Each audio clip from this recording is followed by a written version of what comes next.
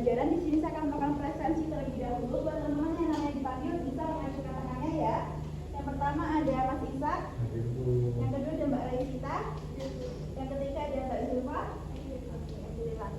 Jadi pada hari ini kita akan belajar mengenai pertumbuhan dan perkembangan tumbuhan, di mana ini adalah soal yaitu tentang pertumbuhan kacang hijau. Nah di sini teman-teman, kalian pernah nggak sih menanam sesuatu dari biji dan tiba-tiba dia ini tuh bisa tumbuh menjadi tumbuhan kecil seperti tumbuhan kacang hijau ini? Belum pernah.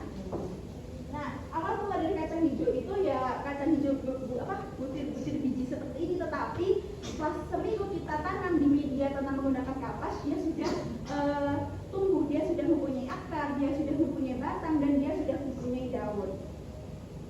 Setelah itu, tujuan dari pembelajaran kita pada hari ini, kenapa sih kita harus belajar materi ini? Yang pertama adalah teman-teman itu harus tahu dan bisa membedakan antara pertumbuhan dan perkembangan. Kalau seandainya sudah tahu tentang pertumbuhan dan perkembangan suatu tumbuhan, teman-teman harus sudah tahu otomatis bagaimana tahapan dari pertumbuhan itu, dimulai dari kecambah, nanti bijinya itu mulai tumbuh dan lain sebagainya.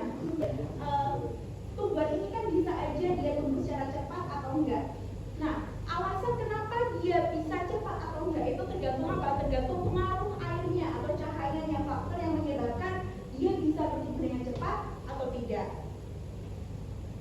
Oke, jadi suatu tumbuhan itu mengalami perubahan ukuran dan bentuk, di mana pertumbuhannya itu bisa berarti bertambah besar atau panjang. Kalau seandainya perkembangan akan datang.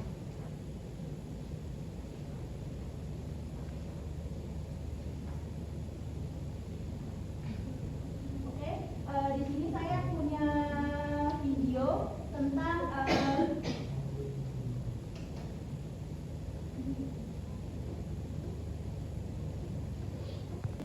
dia ini adalah pertumbuhan selama 20 hari dari tanaman kacang hijau. Dimana yang pertama dia itu kelihatan nggak sih dari sini? Kelihatan. Nanti saya kelilingnya ya, nggak kelihatan. Dimana awalnya akarnya itu mulai merambat dan dia mulai memanjang, mulai ke bawah. Selanjutnya selanjutnya ada contohnya, langsung aja kita ke hari ke-13. Batangnya semakin memanjang, semakin tinggi dan dia sudah punya daun. Sampai di hari ke-25 dia sudah menjadi tumbuhan seutuhnya karena sudah punya akar, sudah punya batang, sudah punya daun, bahkan dia mau berbunga. Sama juga dengan yang sudah saya bawa, yang sudah saya amati, yang akan kalian kerjakan nanti. Di sini ini adalah tumbuhan kacang hijau selama 1 minggu. Kalian akan amati pertumbuhannya. Mungkin dari hari pertama dia baru akarnya baru kelihatan. Nanti di hari kedua daun batangnya mulai tumbuh, mungkin baru 1 cm.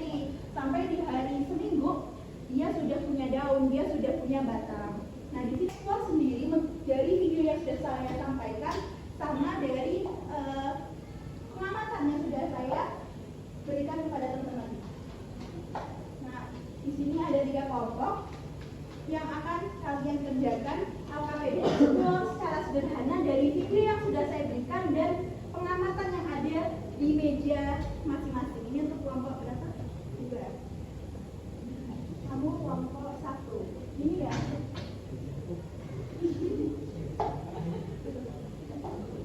Silakan waktunya 5 menit untuk mengeksplor secara sederhana.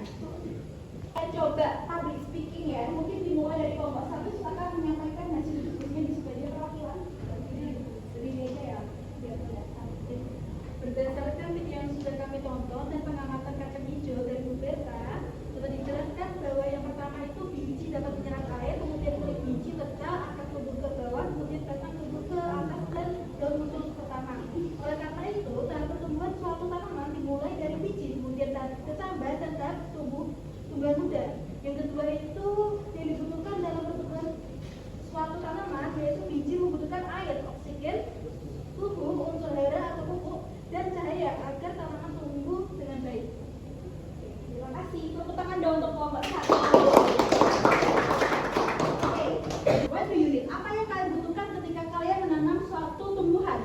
Yang pertama pastinya ada air, di mana dia digunakan untuk perkecambahan dan mengangkut nutrisi. Nutrisi dari mana? Dari akarnya, nutrisi dari unsur haranya, dari pupuk dan lain sebagainya.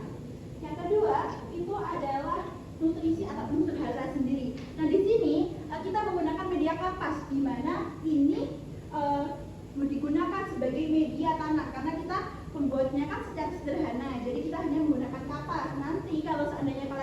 mengamati langsung di tanah, kan bisa menggunakan bantuan pupuk sebagai nutrisi. Yang ketiga adalah solution dari saya adalah di musim ini kan sekarang musim hujan. Pertanyaannya adalah kalau saatnya kita menanam sesuatu di musim hujan, apakah dia masih bisa tumbuh? Karena kan nggak ada mataharinya, bagaimana nih? Gitu. Nah, jadi dari tumbuhan itu sendiri itu kita bisa menggunakan reaksi terang dan reaksi gelap, di mana reaksi gelap itu tidak membutuhkan cahaya matahari. Nah, teman-teman bisa lihat di sini. Di sini adalah perbedaan antara tumbuhan di reaksi gelap dan reaksi terang. Di mana di reaksi gelap dia ini menghasilkan tanaman yang lebih cepat, bahkan daunnya itu lebih panjang dibandingkan yang reaksi terang. Namun matahari secara langsung, jadi kita bisa tanam atau kita bisa taruh aja ini di dalam kamar. Nah, tetapi di reaksi gelap ini itu membutuhkan ATP dan NADPH, di mana itu berasal dari reaksi terang, di mana fungsinya ini untuk memasak makanan atau fotosintesis.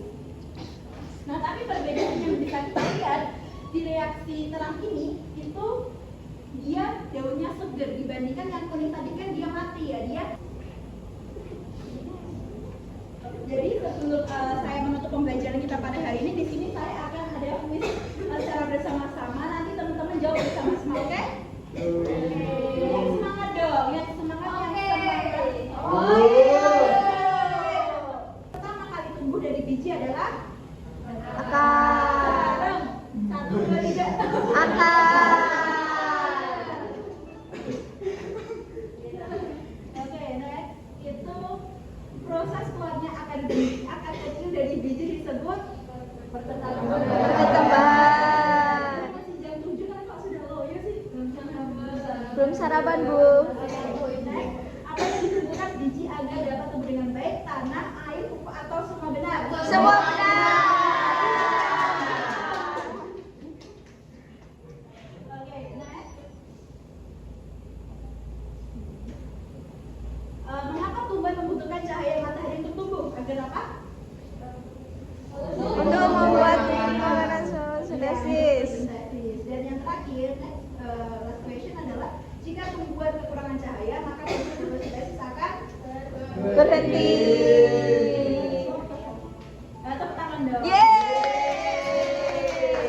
Oke, jadi itu seperti kita butuh makan, butuh fotosintesis menggunakan apa? Cahaya matahari, air yang akan menghasilkan glukosa dan klorofil. Oke, mungkin sekian yang dapat saya sampaikan pada hari ini. Kita akan lanjutkan di pertemuan yang akan datang. Tapi sebelum itu di sini saya ada closing statement buat teman-teman, di mana kita bisa belajar dari suatu tumbuhan. Di mana tumbuhan ini nggak bisa langsung tiba-tiba dia ada, tiba-tiba dia sudah berkembang, tiba-tiba dia sudah punya batang daun.